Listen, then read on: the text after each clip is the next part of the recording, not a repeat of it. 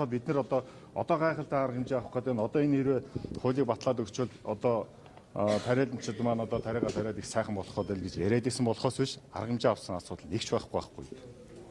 Саяхан одоо жишээ нь улсын их хурлаас улсын их хурл байнгын орооноос удирдамж өгсөн асуудлыг засгийн газар хэрхэн одоо хэрэгжүүлсэн бэ гэдэг ийм асуудлууд орж ирсэн.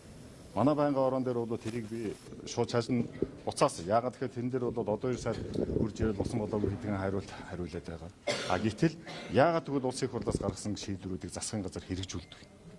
Ингээд засгийн газар хэрэгжүүлэхгүй тэгээд буцаж ингэж эргэж буцаад байх юм бол улсын их хурл шийдвэр гаргах ямар хэрэгтэй тэгвэл.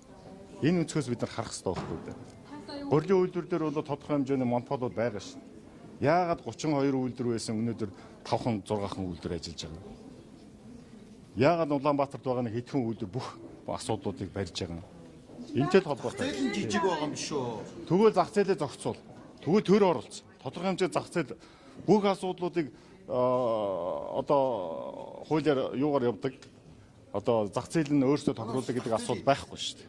Байхгүй шүү дээ. Төр оролцсон. Зах зээлийн за тэгвэл төр оролцоод хэдхэн компани төр юу зохицуулдаг вэ гэхээр ард иргэдийн одоо давуу эрхийг одоо булаасан энэ асуудлуудыг төр нэн тэргүүн. Тэгэхээр хүн одоо чөлөөтэй амьдрах хэрэгтэй байж болно. Нэгээ дээрлэхгүй байх хэрэгтэй. Энэ утгаар нь бол төр бүх асуудлуудыг зохицуулалтанд орох гэж яах гэж төр байж байгаа. Яах гэж засгийн газар байж байгаа юм тэгвэл.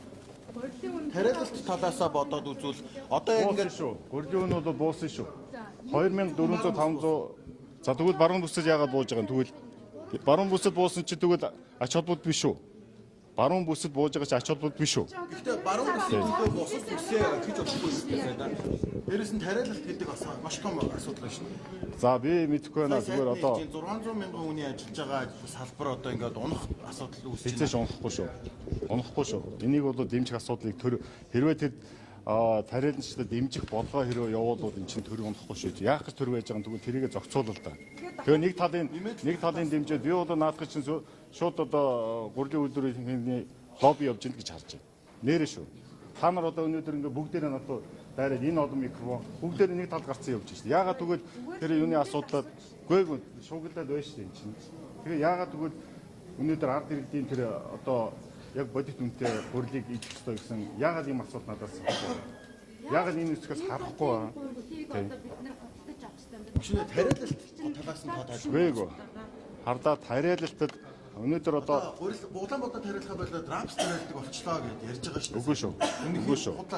Үгүй шүү. Энэ бол яг зүгээр тодорхой хэмжээний хувийн тийшээ явсан болохоос ш үнэхээр одоо Улаанбаатар тарихгүй ингээд бүх хүмүүс хоошоо суuna гэсэн асуудал байхгүй шүү. Энэ тэр зохицуулалт хийлдэг. Зохицуулалт.